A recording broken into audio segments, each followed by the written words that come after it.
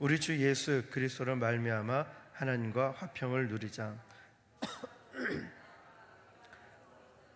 이 은혜에 들어감을 얻었으며 하나님의 영광을 바라고 즐거워하느니라. 다만 이뿐 아니라 우리가 환난 중에도 즐거워하나니 이는 환난은 인내를, 인내는 연단을, 연단은 소망을 이룬 줄 알미로다. 소망이 우리를 부끄럽게 하지 아니함은 우리에게 주신 성령으로 말미암아 하나님의 사랑이 우리 마음에 부은 바 됨이니, 우리가 아직 연약할 때에 기약대로 그리스도께서 경건하지 않은 자를 위하여 죽으셨도다. 아멘. 오늘은 구원의 축복들이라는 제목으로 하나님 말씀을 증거하겠습니다. 사람들은 누구나 걱정을 하며 살아갑니다. 이런 인간의 두려움과 걱정을 하는 그런 심리를 이용해서 발달한 게 있다면 아마 보험일 겁니다. 자동차가 많아지니까 사고에 대한 두려움 때문에 우리는 자동차 보험을 들기도 하고요. 비행기를 타는 또 기회가 많으니까 또 항공보험이라든지 또 배를 탈 때는 해상보험이라든지, 건강 상실에 대한 두려움 때문에 의료보험을 들기도 하고요. 또 모처럼 장만한 내 집의 또 안전을 위해서 주택보험이나 아니면 도난보험, 화재보험 등을 들기도 합니다. 유명한 축구 스타들은 발이 생명이기 때문에 발에 대한 보험을 들기도 하고요. 제가 기억나는 것은 몇 년 전에 탤런트 겸 가수였던 이혜영이 다리 보험을 들었다라는 것 때문에, 그것도 몇 억대더라고요. 다리 보험 들은 것 때문에 굉장한 이슈가 되었던 적이 있습니다. 요즘은 또 고가의 스마트폰을 갖고 다니니까 스마트폰 보험을 또 들기도 합니다. 저 역시도 핸드폰 보험을 잘 넣고 다니다가 별로 필요 없는 것 같아서 한 2달 전 해약을 했습니다. 왜냐하면 한 번도 핸드폰을 분실하거나 깨진다거나 고장이 난 적이 없었기 때문에 보험료 몇천 원 되지 않았지만 이거 굳이 낼 필요가 있을까라고 하면서 해약을 했습니다. 그런데 참 신기하게도 보험을 꼭 해약을 하고 나면은 문제가 터지더라고요. 그렇게 핸드폰 보험을 해약을 하고 나서 한 보름 뒤쯤에 둘째 아이에게 이제 소변을 보게 도와주다 보니까 주머니에 넣었었는데 그게 툭 떨어졌는데 정확하게 깨질 수 있는 위치로 떨어져가지고 딱 소리 나면서 이게 오른쪽 윗부분 모서리가 깨졌습니다. 그래서 무상으로 AS 1년이 안 됐기 때문에 받을 수 있는지 가봤더니 소비자 과실이라서 또 되지도 않는다 하더라고요. 그래서 그 깨진 거를 고치려 보니까 너무 비싸가지고 그냥 깨진 그대로 사용하고 있습니다. 우리가 보험을 들지, 보험 소개하러 나온 건 아니지만 우리가 보험을 들지 않는 이유가 있다면은 아마 보험을 들지 않아도 나에게 큰 불편이 없다라는 것과, 또 한 가지는 보험을 들어봤자 지금 당장 나에게 유익이 없기 때문에 보험에 들지 않습니다. 저도 전도를 할 때 불신자의 입장에서 한번 생각을 해봅니다. 여러 가지들이 있겠지만 들을 때 지루하진 않을까라는 생각, 아니면 남자끼리 가면은 거부감을 느끼지 않을까, 혐오감 느끼지 않을까, 또 어떤 때는 어린아이들을 이쁘다고 쓰다듬어 줬는데 전도하러 갔다가 성추행범으로 오해를 사지 않을까, 여러 가지 생각들을 해보게 됩니다. 그런데 그들에게 복음을 전할 때 보면 천국을 가게 하기 위해서 예수님을 전하고 믿게 하는 것도 중요하지만 그 사람들에게 있어서 예수님을 믿는다는 것이 지금 이 당장 현실에서 무슨 축복이 있느냐라는 것, 무슨 유익이 있느냐라는 것, 이것을 별로 느끼지 못한다는 것입니다. 다시 말해서 죽은 다음에 예수 믿지 않는 것을 후회할지는 모르지만 지금 당장에 그들이 안락한 생활을 하고 불편이 없는 생활을 하고 여러 가지 여유로운 생활을 하는데 지금 당장 뭐가 아쉬워서 예수를 믿을까라는 것입니다. 그래서 전도팀에서 전도를 하다 보면은 가장 애매하면서도 힘든 게 뭐냐면 이단에 대한 대처하는 방법이나 우상숭배 제사에 대한 것, 술 담배 끊게 만드는 것, 전도에 대해서 담대하지 못하는 것, 이런 것이 아니었습니다. 성경 구절과 전도하는 그런 내용들을 달달 암기하고 있다 할지라도 문제가 뭐냐면 그들은 복음에 대한 관심이 없다는 것과 교회에 대한 관심조차 없다는 것입니다. 그러나 오늘 5장 말씀해 보면 그 복음이 그 기쁜 소식이 지금 나에게 복음일 수 있는가라는 질문을 던집니다. 그 기쁜 소식이 나에게 정말 기쁜 소식이 되는가? 그 꼭 필요한 말씀이 나에게 꼭 필요한 말씀인가라는 이런 질문에 대해서 사도 바울은 당연하게 절대적으로 그렇다라는 것을 대답하고 있습니다. 기독교 구원에는 미래적으로 우리가 앞으로 죽어서도 이 땅을 떠나서도 천국에 간다는 이 미래적인 차원도 있지만 지금 당장의 현재적인 차원도 포함되어 있다는 것입니다.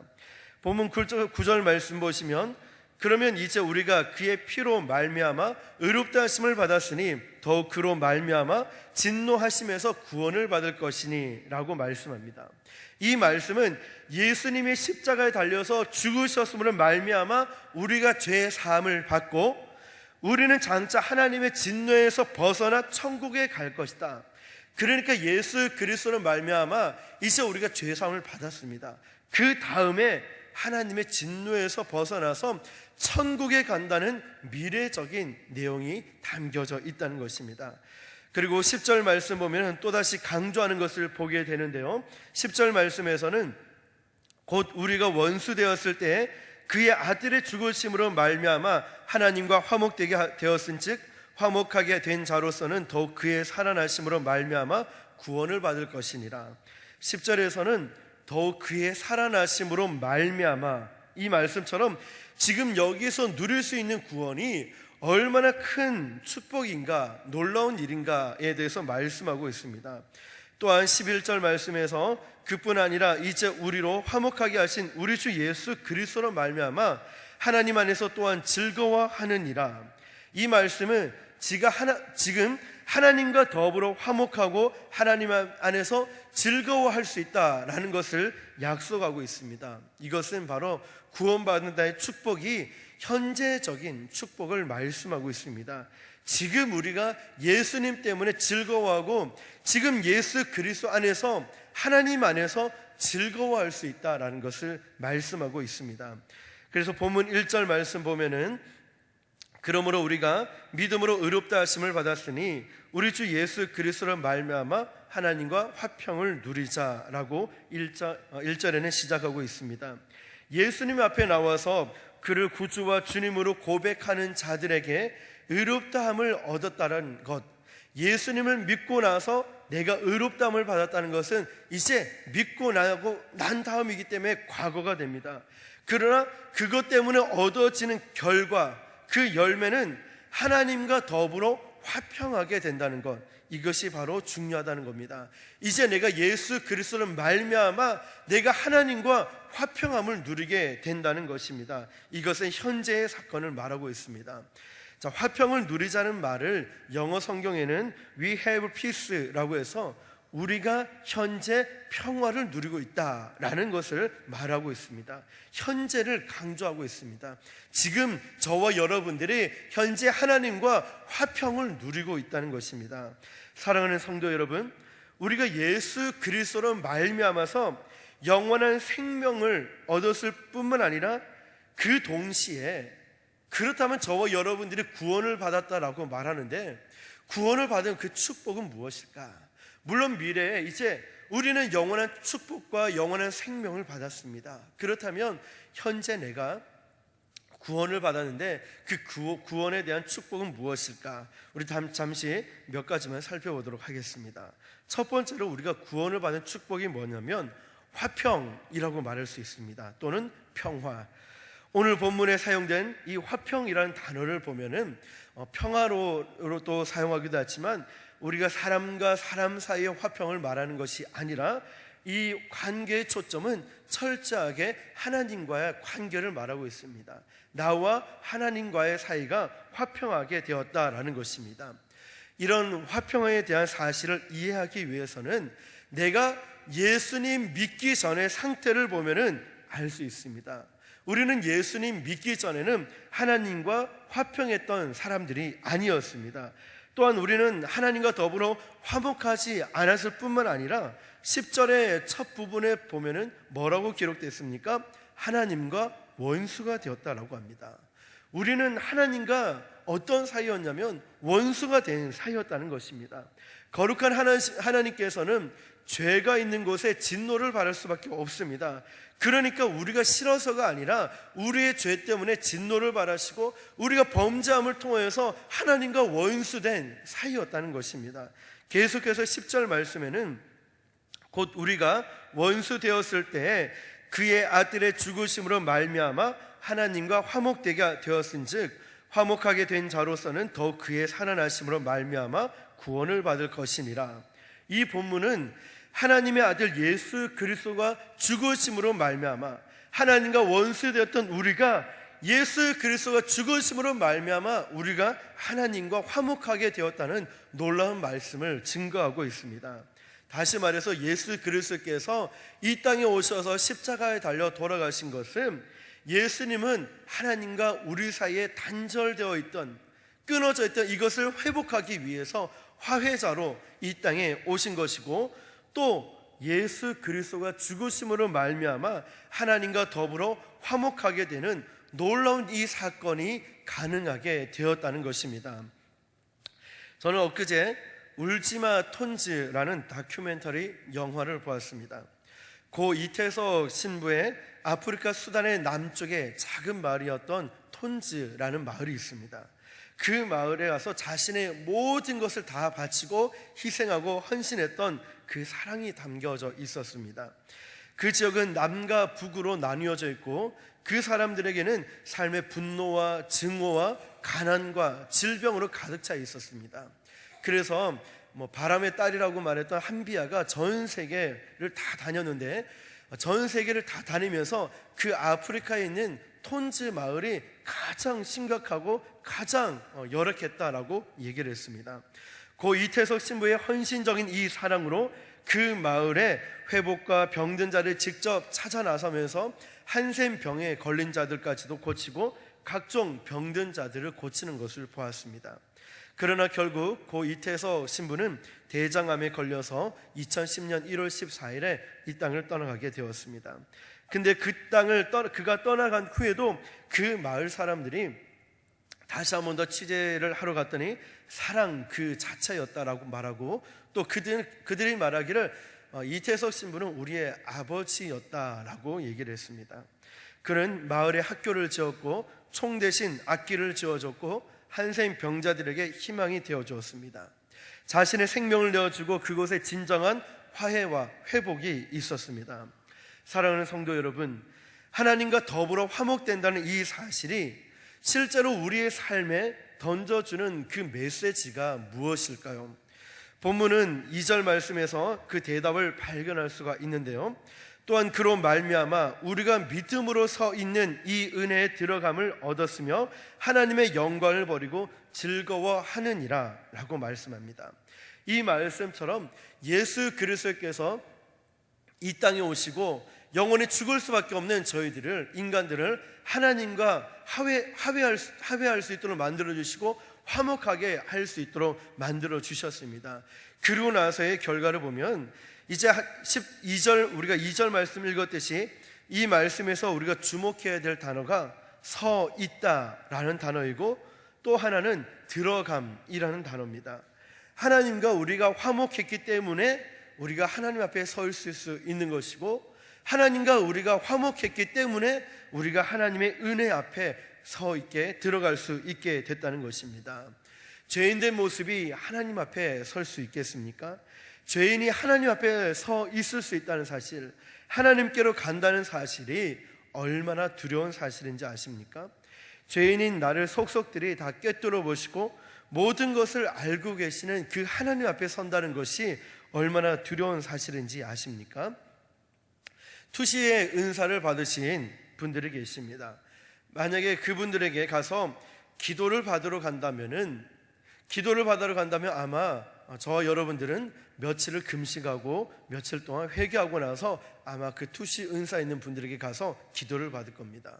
왜냐하면 기도를 하는 순간 나의 모든 죄 지은 것들이 속속들이 들춰나기 때문에 부끄럽기도 하고 민망하기도 하고 어떻게 하면 좀 감춰볼까 싶은 마음에 아마 투시 은사 받은 분들에게 가서 기도받을 때 그런 식으로 기도하게 될 겁니다. 아니면은 기도를 받기를 거부할 수도 있고요. 제가 아마 여러분들의 속마음을 앞에서 보는데 여러분이 딱 보는 순간에 다 보이는 거예요. 야, 이분은 교회 올 때 이런 죄를 지었네. 야, 이분은 딱 보니까 그래, 이런 죄를 지었네. 막 이렇게 속으로 궁시렁궁시렁 제가 얘기하다가 내려가가지고 아마 집사님, 성도님 왜 그런 죄를 지었습니까 하면 아마 얼굴이 빨개지면서 그 다음에는 뭐 어떤 일이 일어날지 모르겠지만 아마 그런 굉장한 거부감을 느끼면서 아마 내 죄가 다 탄로났네. 어떻게 알았지? 야, 신령한 것 같다. 이 젊은 목사님이 어떻게 그런 걸 다 할 수 있을까? 이렇게 말은 하지만 그 다음부터 교회를 안 오실 거예요. 다 탄로나서 부끄럽기 때문에. 마찬가지로 우리가 하나님 앞에 설 수 있다는 것은 하나님과 나 사이의 화해자이신 예수 그리스도를 의지하는 그 순간에 이제 하나님께서 우리를 받아주신다는 겁니다. 할렐루야. 내가 하나님 앞에 감히 설 수 없어요. 죄인된 우리가 거룩하시고 전능하신 그 하나님 앞에 감히 설 수 없는데 우리가 그 하나님 앞에 설 수 있고 하나님의 은혜의 보호자 앞에 들어갈 수 있다는 것은 나의 공로나 나의 노력이나 나의 어떤 선행으로 갈 수 있는 것이 아니라 철저하게 예수 그리스도가 우리를 위해 죽으심으로 말미암아 우리가 구원을 얻게 된 것이고 하나님의 은혜의 보호자 앞에 담대하게 나갈 수 있게 된 줄 믿습니다. 그뿐 아니라 이제 하나님 앞에 우리가 설 수 있다는 것은 그냥 저와 여러분이 대면하듯이 앞에서 서 있는 것을 말하는 것이 아니라 하나님 앞에 서 있다는 것은 그분의 얼굴을 보는 것이고 하나님 앞에 서 있다는 것은 그분과 교제를 나누고 대화를 나누고 그 사랑을 덧입을 수 있다는 것을 말하고 있습니다. 그로 말미암아 이제 우리가 믿음으로 서 있는 은혜의 보호자 앞에 우리가 들어갈 수 있게 된다는 것입니다. 누구 때문에요? 예수 그리스도로 말미암아. 예수님 때문에 예수님이 하나님과 우리 사이에 단절되었던 이 모든 것을 다 회복시켜 주시고 하나님께 나아갈 수 있는 길을 열어주셨다는 것입니다. 믿음으로 하나님 앞에 서 있는 것, 또 그분과 더불어 교제를 나눌 수 있는 특권, 바로 구원받은 자의 특권인 줄 믿습니다. 저주의 대상이었던 우리가 죄로 말미암아 죽을 수밖에 없는 그 인간이 하나님 앞에 서서 대화를 나눌 수 있고 하나님 앞에 서 있다는 것은 그 자체가 놀라운 하나님의 은총이고 특권인 줄 믿습니다. 두 번째로 성경이 말하는 이 구원의 축복이 뭐냐면 기쁨이라는 것을 강조하고 있습니다. 사랑하는 성도 여러분, 저와 여러분들이 구원을 받았습니다. 구원이라는 것은 말씀드렸죠? 내가 돈을 많이 들인 것도 아니고 내가 열심히 봉사한 것도 아니고 착하고 선한 일들을 했다고 해서 구원받는 것이 아닙니다. 구원이라는 것은요, 예수 그리스도로 믿음으로 말미암아 우리가 구원을 받습니다. 어떤 그 구원을 받고 예수님을 믿고 나서 구원을 받고 구원에 감격한 성도들이 그 다음에 나가서 봉사하고 충성하고 헌신하는 것입니다. 이 구원을 강조하는데 어떤 사람은 구원의 확신도 있고 믿음도 있는 것 같고 모든 것이 다 참 겉으로 보기에는 열심히 신앙생활을 다 합니다. 그런데 왜 이 한 가지가 참 빠져 있는 것 같아요. 뭐냐면 바로 구원의 기쁨이라는 겁니다. 밖에서는 굉장히 웃기도 하고 즐겁기도 하는데 교회만 들어오면 인상 쓰고 무게를 잡고 있는 사람이 있어요. 목소리도 굉장히 거룩한 목소리를 내고 행동도 마찬가지로 옷도 그렇고 밖에서 보면은 그렇지 않으면서 불구하고 교회만 들어오면 무게를 잡으면서 굉장히 뭔가 있는 것처럼 보이는 모습들. 그러나 밖에서 그렇게 기뻐하는 모습을 왜 교회 성전 안에 들어오면 기뻐하는 모습이 없는지, 구원받는 사람들 중에 우리가 기억해야 될 것은 구원받은 그 기쁨을 누려야 하는 줄 믿습니다. 2절 말씀에 보시면은 기쁨이라는 단어가 동사로 표현되어 있습니다. 어떻게 표현되냐면 즐거워하느니라.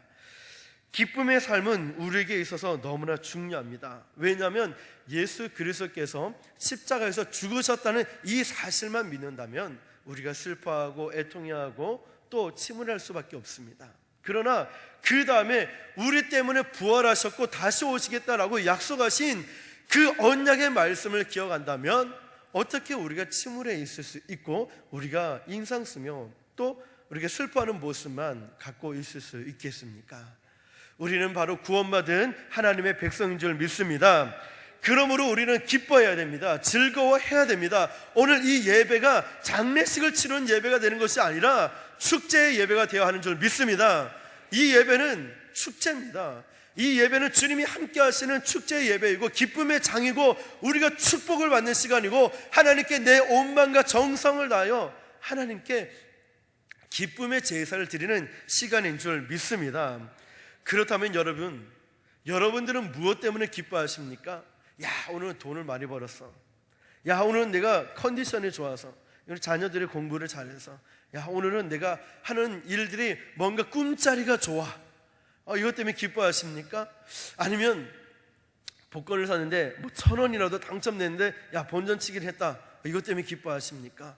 아니면 여러분들이 무엇 때문에 지금 기뻐하는 모습이 있습니까? 여러분 한번 잘 생각해 보십시오. 예수 믿는 사람들은 과연 무엇 때문에 기뻐해야 될까? 세상에 있는 그 기쁨과 즐거움들은 언젠가는 슬픔으로 변하고 그것은 영원하지가 않습니다. 2절을 보시면 무엇 때문에 기뻐하는지를 기록하고 있는데요, 하나님의 영광을 바라고 즐거워하느니라 라고 말씀합니다. 로마서 3장 23절 말씀, 모든 사람이 죄를 범하였음에 하나님의 영광에 이르지 못한다고 했습니다. 죄 때문에 하나님의 영광에 이르지 못한다. 하나님의 영광에 도달할 수 있는 사람들은 단 한 사람도 없습니다. 그러나 이제는 하나님의 영광을 바라보고 기뻐하고 즐거워한답니다. 뭐가 달라진 것입니까? 바로 예수 그리스도 때문에 이제는 내가 세상 것을 바라보고 즐거워하고 기뻐하고 만족함을 누리는 것이 아니라 예수 그리스도 때문에 이제 내가 하나님의 영광을 바라보면서 기뻐하고 즐거워한다라고 고백하고 있습니다. 그래서 존 스토트라는 신학자는 이렇게 얘기합니다. 하나님의 영광이라는 것은 천국이라는 말과 똑같다라고 얘기합니다. 왜냐하면 천국이야말로 하나님의 영광이 완전하게 계신 곳이 아닌가라고 얘기를 했기 때문에, 그래서 우리의 즐거움의 원천이 무엇입니까? 하나님이 약속해 주신 그 천국, 우리가 앞으로 가야 할 그 천국, 우리가 죽어서 이 땅을 떠나서 가야 하는 그 천국을 바라보면서 우리가 즐거워할 수 있다는 것입니다. 그 천국은 믿는 자들을 위해서 예비해 놓은 것인 줄 믿습니다. 그래서 우리는 장례식에 갔을 때도 죽은 사람들을 보고 영결이라고 하죠. 영원한 작별을 얘기합니다. 그러나 우리 믿는 사람들은 영결이라지 않고 잠시 우리가 잠들었다라는 표현합니다. 눈을 감았다가 뜨면은 그 세상이 예수 믿는 자들에게 주어주신 천국이 있기 때문에, 그래서 장례를 앞두고 또 임종을 앞두고 있는 분들에게 아이고 좋은 일 많이 했고 선한 일도 많이 했고 봉사도 많이 했고 충성을 많이 했고, 그런 분들, 그 임종을 앞둔 분들에게 여러 가지 업적들이나 착한 일들을 했을 때 기쁨이 없어요. 그런데 그분이 그 임종을 앞둔 분들에게 정말 예수님을 위해서 헌신하고 봉사하셨죠. 이 땅에 떠나고 난 뒤에 눈 감고 눈을 뜨면 이제 천국이 예비되어 있을 거예요. 예수님의 십자가를 붙드세요. 하나님을 위해서 얼마나 많은 기도를 하셨습니까? 하나님이 기뻐하실 거예요. 이런 믿음적인 말을 할 때 그가 기뻐하고 평안을 누리는 것을 보게 됩니다. 마찬가지로 우리가 이 땅을 살아가면서 아무리 많은 일하고 돈을 많이 가졌고 재산을 잘 나눠줬고 여러 가지 말을 한다 할지라도 마지막 순간에는 두려울 수밖에 없어요.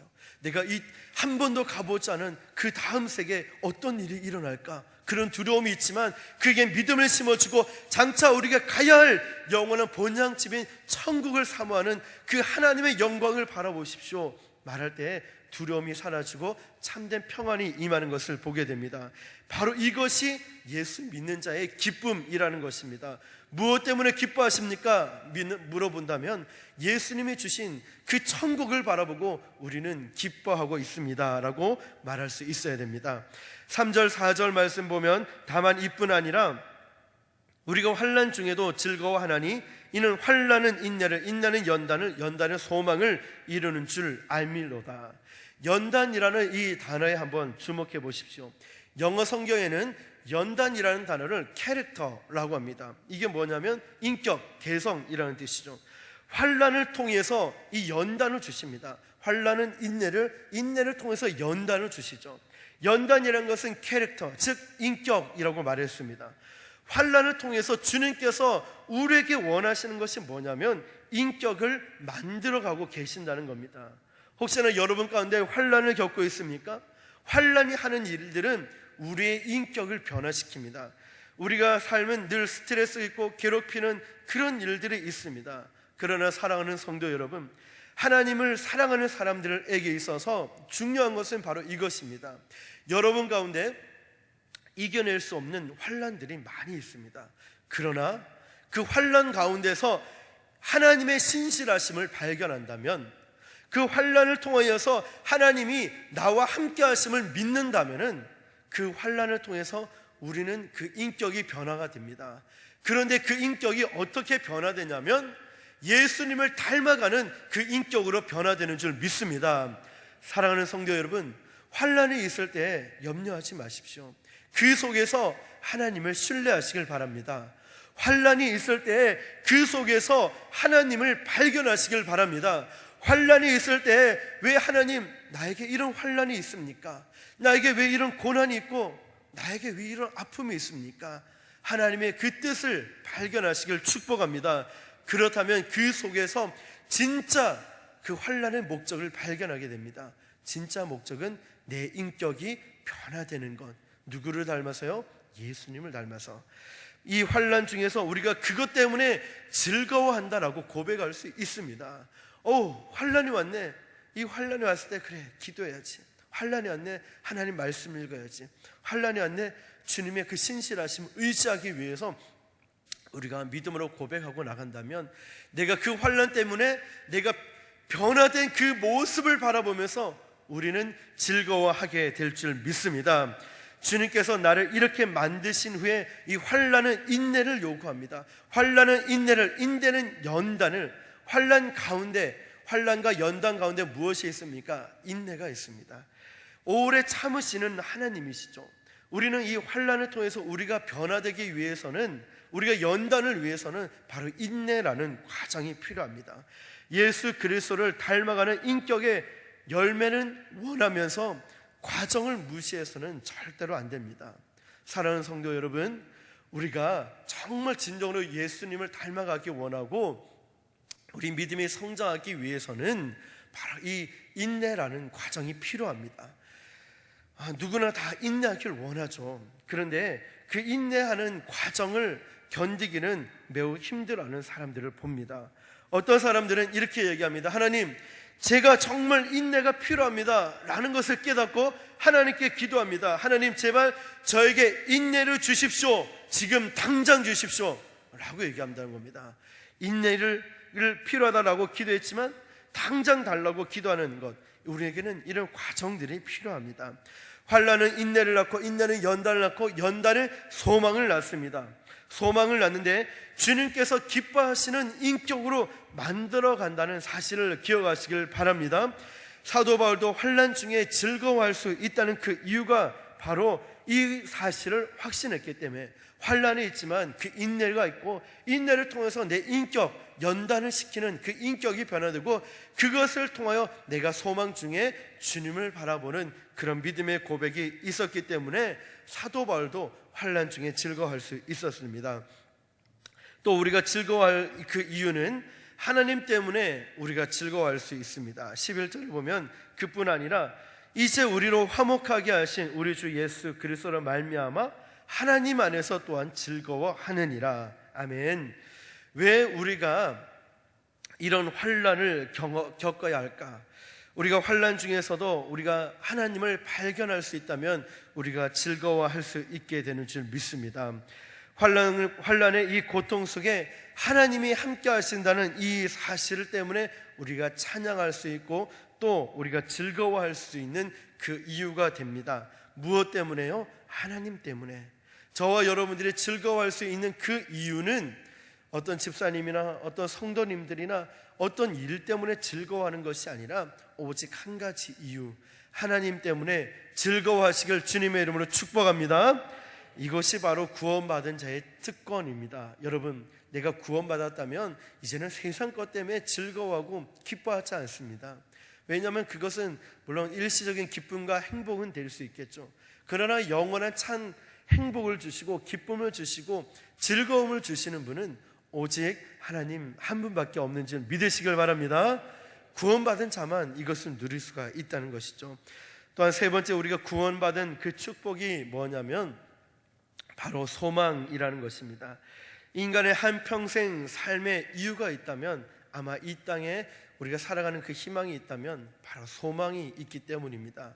아마 열심히 일을 하는 사람들에게 소망이 없다면 그가 하고 있는 것이 절망뿐일 것입니다. 내가 이렇게 놀지도 않고 돈을 벌고 쉬지도 않고 밤새 일하는 목적은 아마 그 나름대로의 소망이 있을 것입니다. 돈을 많이 벌고 싶어하는 소망이 있을 것이고, 또 내가 많이 벌어서 자녀들에게 그래도 집 한 채라도 물려줘야지 하는 소망이 있을 것이고, 내가 운동을 열심히 할 때 그래도 내 질병이 회복되고 건강이 좋아질 것이라는 소망이 있는 것이고, 또 내가 열심히 기도하고 헌신하고 봉사하는 이유는 그래도 주님의 영광을 위해서 하는 그런 소망이 있을 것입니다. 만약에 열심히 돈을 버는 사람들에게 소망이 없다면 그것은 정말 괴로운 일이 될 겁니다. 쉬지도 못하고 놀지도 못하고, 공부하는 학생들에게 있어서 열심히 공부하지만 정말 목표가 뚜렷하지 않고, 또 그에게 정말 어느 대학에 가고자 하는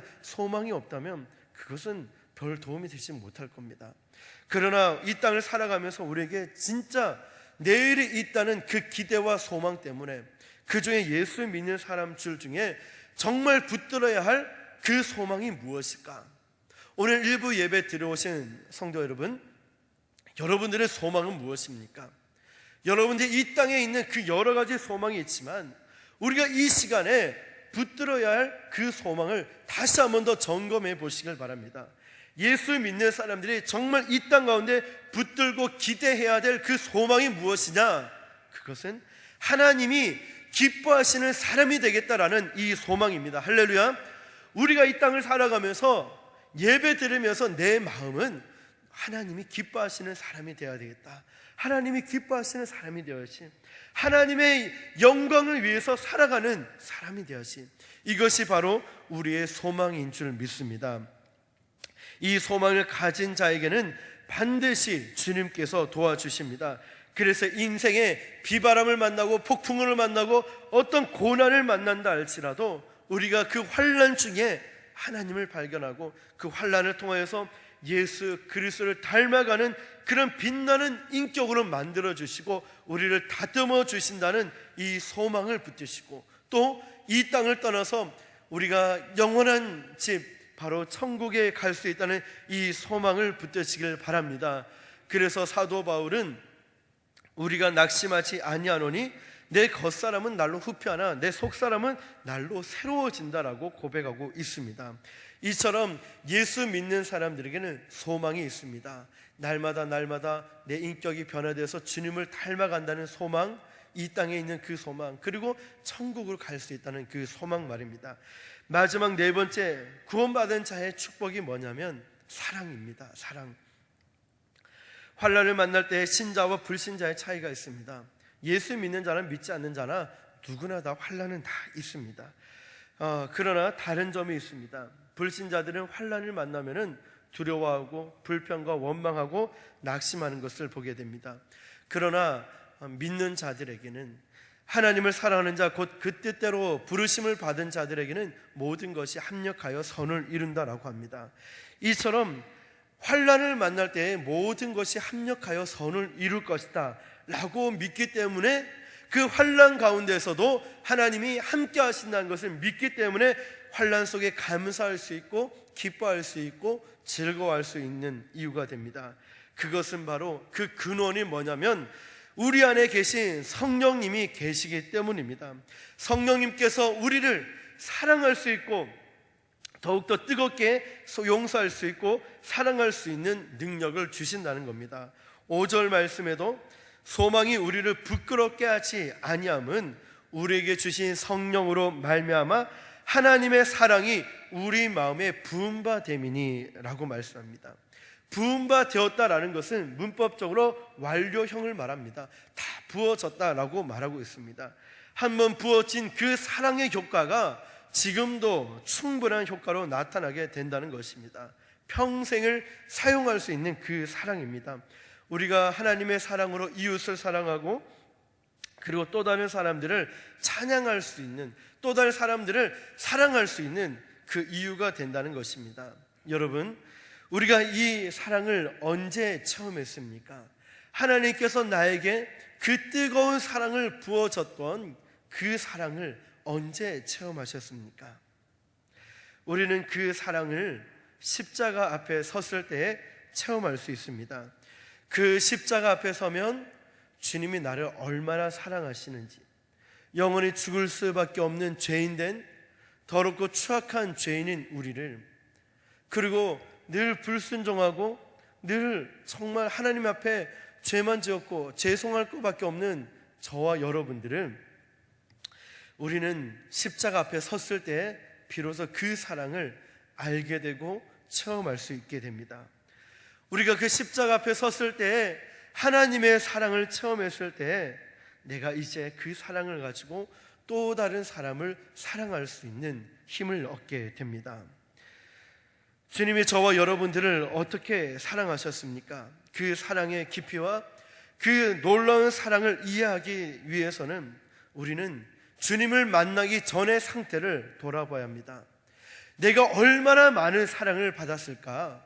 얼마나 깊은 사랑을 받았고 얼마나 그 놀라운 사랑을 받았을까? 여러분, 감이 오십니까? 내가 십자가 앞에 서긴 섰는데 도대체 분명히 십자가 앞에 선 것 같은데 나를 얼마만큼 사랑하는지 감이 오지 않습니까? 그렇다면 내가 주님 앞에, 주님을 만나기 전에 내 모습이 어떠한 모습인지를 알면은, 그렇구나, 내가 이렇게 놀라운 사랑을 받았네, 그렇구나, 내가 이렇게 죄인이었네, 이것을 깨닫게 됩니다. 6절에 보십시오. 본래 우리는 어떤 자였냐면 연약한 자였다라고 합니다. 연약한 자, 연약한 사실이라는 겁니다. 원문에 보면은 무력한 자라는 겁니다. 나는 아무것도 할 수 없는 자, 내 힘으로 구원을 얻을 수 있는 것도 아니고요, 내 힘으로 뭔가 할 수 있는 자도 아니고, 내 힘으로 일을 할 수도 사랑할 수도, 내 힘으로 정말 아무것도 할 수 없는 자라는 거예요. 무력한 자, 무력한 자, 힘이 하나도 없는 자라는 겁니다. 주님은 이런 우리가 우리 힘으로 아무것도 할 수 없는 자인데 우리를 사랑하셨다는 것입니다.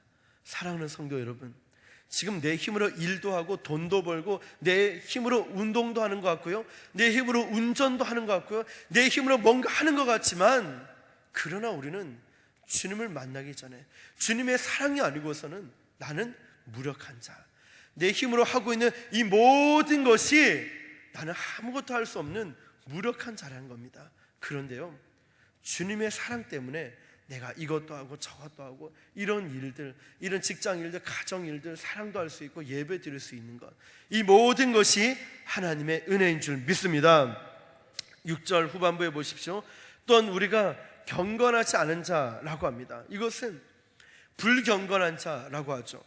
우리는 하나님을 떠나 있었던 사람들이고, 하나님의 마음을 거스렀던 사람들이고, 불경건한 사람이고, 우리가 불순종했던 사람이고, 정말 추함이 있었던 것입니다. 그런데 그럼에도 불구하고 우리를 사랑하신다는 겁니다. 또한 우리는 죄인이었습니다. 나의 범죄함과 나의 부족함과 나의 연약함과 나의 더러움을 아심에도 불구하고 우리 주님은 사랑하신다는 거예요. 사랑하는 성도 여러분, 그 놀라운 사랑 감이 오지 않습니까? 아직 내가 영원히 정말 죽을 수밖에 없어요. 죄인이에요. 나는 아무것도 할 수 없어요. 나는 정말 하나님 마음에 아프게 했던 자고 불순종했던 자였고, 나는 정말 더럽고 추악한 이 죄악된 모습이었다는 거예요. 그런데요, 이 죄인된 모습이었는데 주님은 아시면서, 그것을 아시면서 사랑하고 계시다는 겁니다. 그리고 한 걸음 더 나아가서 여러분, 원수라고 합니다. 원수가 되었을 때에도 나를 사랑하시는 하나님이십니다. 원수. 우리는 인간적인 원수를 기억할 때 말도 꺼내지 마, 그 사람 이름 입에도 입 밖에도 꺼내지 마라고 하잖아요. 원수. 길에 마주쳤을 때 아예 쳐다보기도 싫은 그 원수요. 내가 복수를 하면 했지 용서는 절대로 하지 않는다는 그 원수요. 한 걸음 더 나가서 원수가 되었을 때에도 하나님은 저 여러분들을 사랑하시는 분이십니다. 내가 무력했고, 내가 불경건했고, 내가 죄인이었고 원수 되었음에도 불구하고 나를 사랑하시는 그 하나님, 이것이야 바로 하나님의 사랑이라는 것입니다. 나를 사랑하시는 그 하나님, 나의 모든 더러움과 내 모든 것을 아시지만 저와 여러분들을 사랑하시면서 하나님의 자녀되게 만드셨고 이 땅을 떠나서 천국 갈 수 있는 소망을 주셨다는 것입니다. 할렐루야. 이 사실을 절대로 잊지 마시길 바랍니다. 이것은 아무나 누리는 것이 아니라 예수 이름을 믿는 자에게 주시는 구원의 축복인 줄 믿습니다. 이것은 나의 노력이 아니라 전적인 하나님의 사랑이고 은혜인 줄 믿습니다. 내 발걸음 내 힘으로 교회당에 온 것 같지만 이것은 철저하게 하나님께서 나의 발걸음을 인도해 주셨습니다. 우리는 무력한 자입니다. 우리 힘으로 예배 드릴 수 없고 우리 힘으로 예수를 믿을 수 없지만 하나님께서 우리를 사랑하시기 때문에 그 사랑에 부어주심을 말미암아 우리가 이 자리에 예배 드릴 수 있게 된 줄 믿습니다. 하나님이 지명하여서 우리를 택해 주셨고 이 자리에 불러주셨습니다. 왜요? 하나님이 여러분들을 사랑하시기 때문에, 여러분들이 너무너무 사랑하시기 때문에 여러분의 모습을 알면서도 용서해 줍니다. 왜요? 사랑하기 때문에. 자녀들에게 용서해 줍니다. 알면서 용서해 줍니다. 왜 용서해 줍니까? 사랑하기 때문에. 더 이상 이유가 무엇이 필요합니까? 사랑하니까 눈 감아주고, 사랑하니까 품어주고. 왜요? 더 기대를 합니다. 내가 사랑으로 품어주니까 너는 더 큰 사랑을 해라. 그렇게 할 수 있을 것이야 라고 기대하고 있기 때문에. 사랑하는 성도 여러분, 하나님의 사랑을 체험한 사랑이라면 이제 우리가 나아갈 것이 무엇이겠습니까? 우리가 그 놀라운 사랑을 체험했다면 용서하지 못할 사람이 어디 있겠습니까? 사랑하지 못할 사람은 또 어디 있겠습니까? 사랑을 체험한 사람이기 때문에 그 어떤 환경이라도 예수님의 사랑으로 사랑할 수 있습니다. 이해할 수 있습니다. 품을 수가 있습니다. 그 사랑을 체험한 우리 모두가 될 줄 믿습니다. 이 사랑을 절대로 잊지 마시길 바랍니다. 예수님이 주신 그 넉넉한 사랑, 하나님의 그 놀라운 사랑으로 또 다른 사람을 사랑하고 세상을 넉넉하게 이길 수 있기를 예수님의 이름으로 축복합니다. 이 사랑을 절대로 놓치지 마시길 주님의 이름으로 축원합니다. 우리 시간 합심해서 기도하겠습니다. 간절한 마음으로 기도할 때 구원받은 자들의